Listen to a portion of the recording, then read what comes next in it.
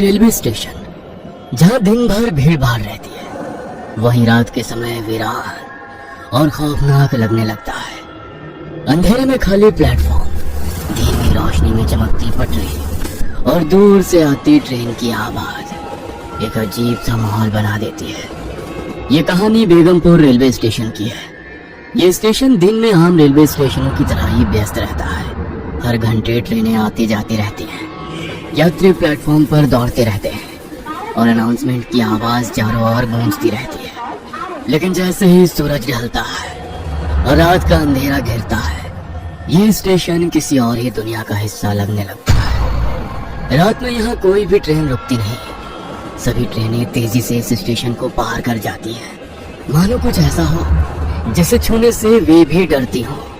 Platform number 3 की औरतों को देखता भी नहीं, क्योंकि यहाँ के लोग कहते हैं कि वहाँ कोई और भी मौजूद है, कोई ऐसा जो अब भी अपनी आखिरी ट्रेन पकड़ने की कोशिश कर रहा है। करीब 5 साल पहले इसी स्टेशन पर एक दर्दनाक हादसा हुआ था। इस घटना के बाद से ही कुछ अजीब चीजें होने लगी। ये कहानी एक ऐसे रेलवे स्टेशन की है जहाँ देर रात रुकने की हिम्मत कोई नहीं करता। अब आप इस कहानी को एक अफवाह मान सकते हैं या सिर्फ एक पुरानी दंत कथा, लेकिन ये कहानी उन घटनाओं पर आधारित है जो एक रेलवे कर्मचारी अजय ने खुद अनुभव की थी। अगर आप इस स्टेशन के प्लेटफॉर्म नंबर 3 पर रात के समय अकेले खड़े हों, तो शायद आप भी वही महसूस करें जो अजय ने किया था। अजय एक रेलवे कर्मचारी जिसने पिछले 12 सालों से भारतीय रेलवे में काम किया था। कुछ महीने पहले ही उसकी ट्रांसफर बेगमपुर रेलवे स्टेशन पर हुई थी। उसे रेलवे ट्रैफिक कंट्रोलर के रूप में तैनात किया गया था और उसकी ड्यूटी थी कि वो रात की आखिरी ट्रेन के गुजरने के बाद स्टेशन ऑफिस को बंद करे। वो अपने काम में इतना माहिर हो चुका था कि अब उसे रात में अकेले रहने की आदत पड़ गई थी। लेकिन कुछ चीजें ऐसी थी जो उसे अब भी असहज कर देती थी। स्टेशन शहर से थोड़ा दूर था, इसलिए रात 11 बजे के बाद यहाँ बहुत कम ही लोग दिखाई देते थे। लेकिन कुछ कर्मचारियों और लोगों में ये चर्चा थी कि आधी रात के बाद प्लेटफॉर्म नंबर 3 पर अजीब चीजें होती हैं।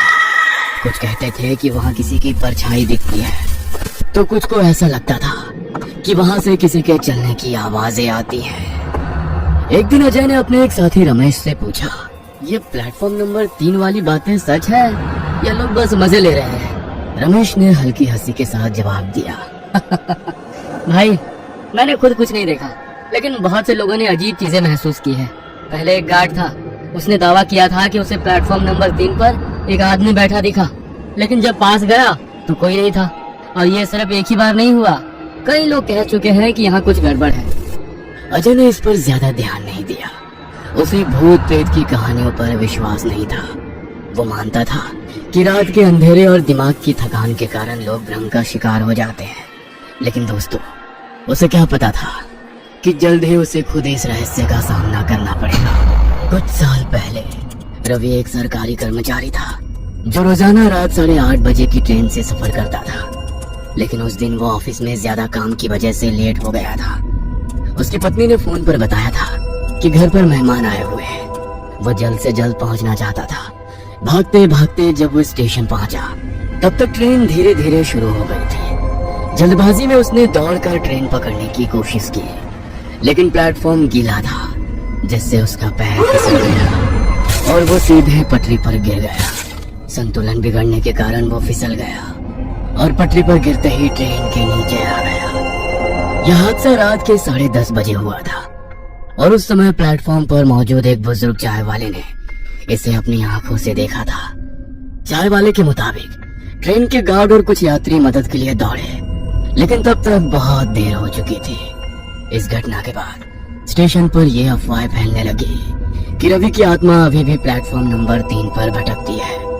कई यात्रियों ने बताया कि उन्होंने देर रात यहाँ किसी आदमी को बैठे देखा, लेकिन जैसे ही पास गए वो गायब हो गया। कुछ ने यह भी कहा कि ट्रेन के गुजरने के बाद पटरी पर सफेद कपड़ों में एक परछाई खड़ी दिखाई देती थी। उसके बाद से हर रात प्लेटफॉर्म नंबर 3 पर कुछ अजीब घटनाएं होने लगी। लेकिन अजय इन बातों पर विश्वास नहीं करता था। उसके लिए ये सब बस अफवाहें थी। एक रात अजय की ड्यूटी अकेली थी। आमतौर पर स्टेशन पर 2 कर्मचारी मौजूद रहते थे, लेकिन उस दिन उसके साथी रमेश ने किसी फैमिली फंक्शन के लिए छुट्टी ली थी। इसलिए पूरी जिम्मेदारी अजय पर थी कि वो आखिरी ट्रेन गुजरने के बाद स्टेशन ऑफिस को ताला लगाए और सिग्नल कंट्रोल की रिपोर्ट अपडेट करे। रात के 1:45 हो चुके थे और आखिरी ट्रेन प्लेटफॉर्म नंबर 1 से गुजरने वाली थी। अजय ने अपनी घड़ी देखी और फिर सिग्नल पैनल की तरफ देखा। ट्रेन के गुजरने से पहले उसे ट्रैक क्लियर करना था। कुछ ही मिनटों बाद इंजन की रोशनी दूर से चमकने लगी और ट्रेन की सीटी की आवाज गूंज उठी। जैसे ही ट्रेन स्टेशन पार कर गई, अजय ने राहत की सांस ली। अब बस कुछ कागजी काम निपटाने थे और फिर वो स्टेशन की लाइटें बंद करके घर जा सकता था। उसने अपनी सीट पर बैठकर रजिस्टर खोला और ट्रेन की रिपोर्ट भरने लगा। लेकिन तभी उसे प्लेटफॉर्म नंबर 3 से किसी के बोलने की आवाज सुनाई देने लगी। पहले तो उसे लगा कि शायद ये हवा का असर है, लेकिन कुछ ही सेकंड में आवाज और स्पष्ट हो गई, जैसे कोई किसी से बातें कर रहा हो। उसने सीसीटीवी स्क्रीन पर नजर डाली, लेकिन वहां कुछ नहीं था। स्टेशन पूरी तरह सुनसान थी। फिर भी उसे ऐसा महसूस हुआ जैसे कोई उसे देख रहा हो। शायद मेरा दिमाग खेल रहा है, उसने खुद से कहा और अपनी रिपोर्ट में ध्यान देने लगा।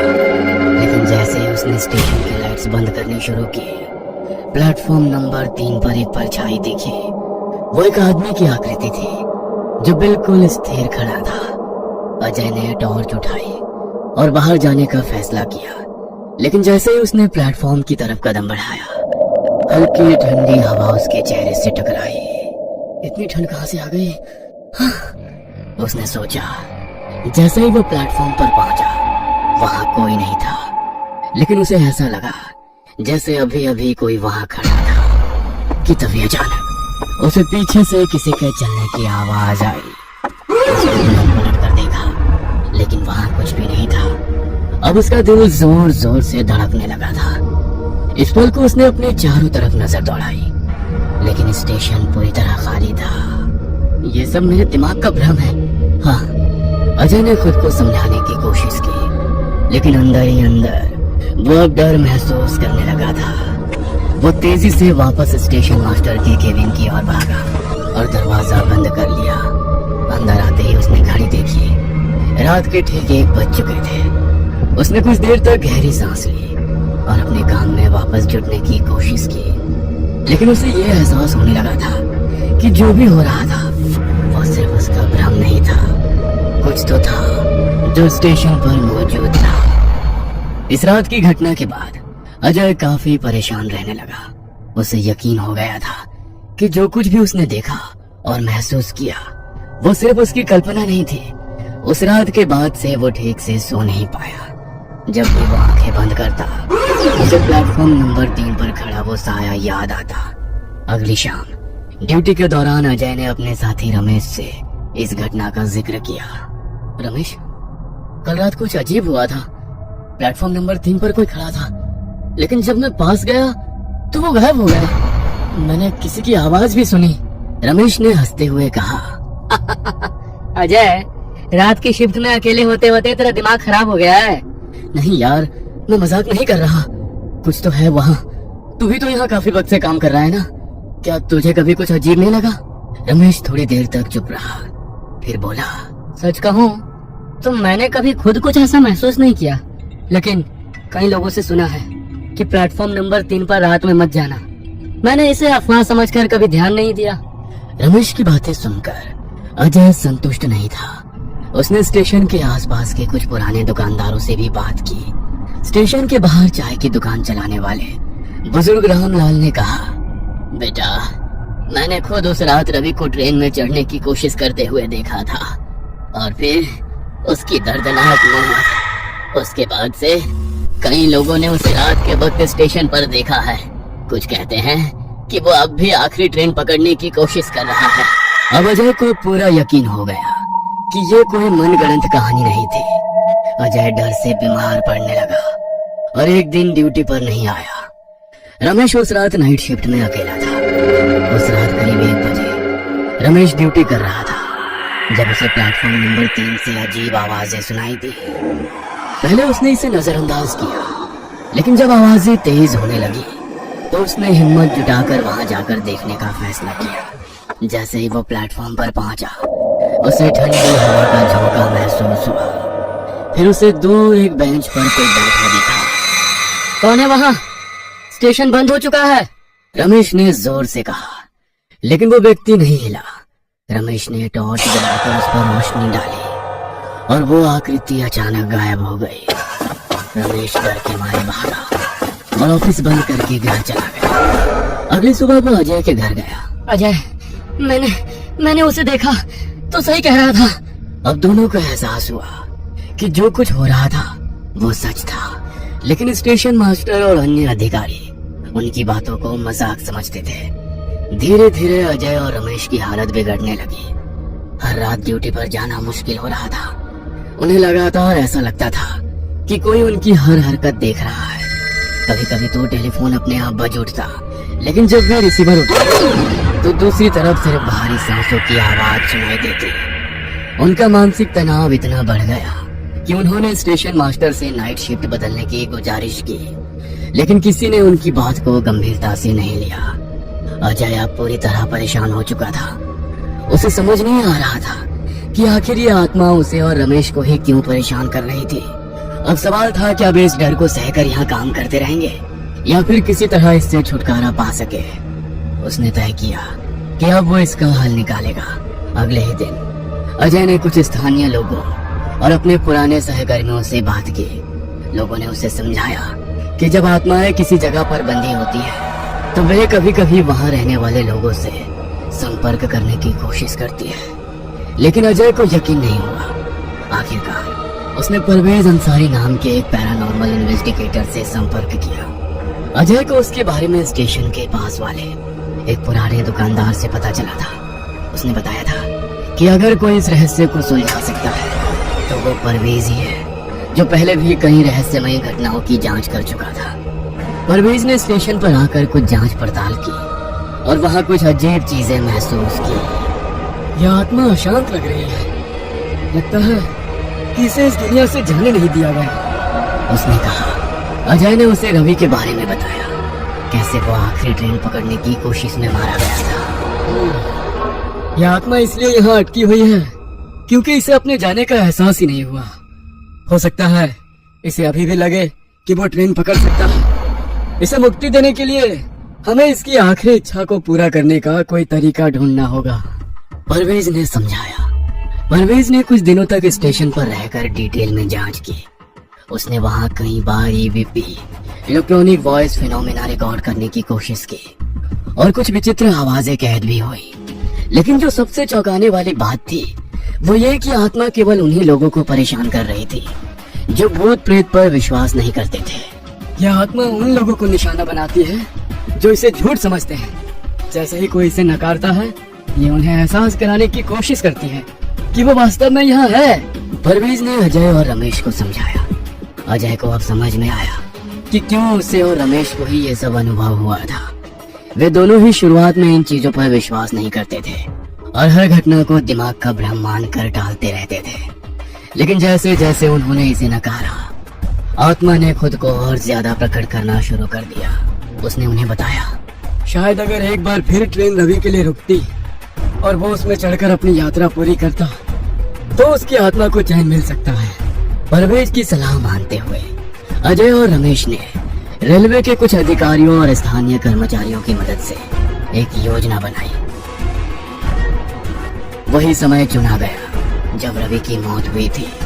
अजय ने प्लेटफॉर्म नंबर 3 को तैयार किया और एक इंजन को वहां से गुजरने की व्यवस्था की, बिल्कुल वैसे ही जैसे रवि उस रात ट्रेन पकड़ना चाहता था।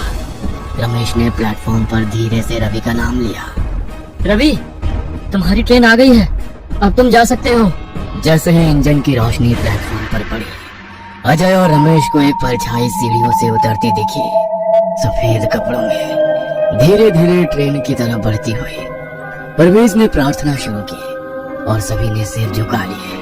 परछाई ने ट्रेन के पास पहुंचकर एक पल के लिए रुककर पीछे देखा, जैसे किसी को धन्यवाद कह रही हो, और फिर वो ट्रेन के भीतर समा गई। ट्रेन की सीटी बजी और वो आगे बढ़ गई। उसके बाद से प्लेटफॉर्म नंबर 3 पर ना कोई परछाई दिखी, ना कोई आवाज, ना कोई ठंडी हवा।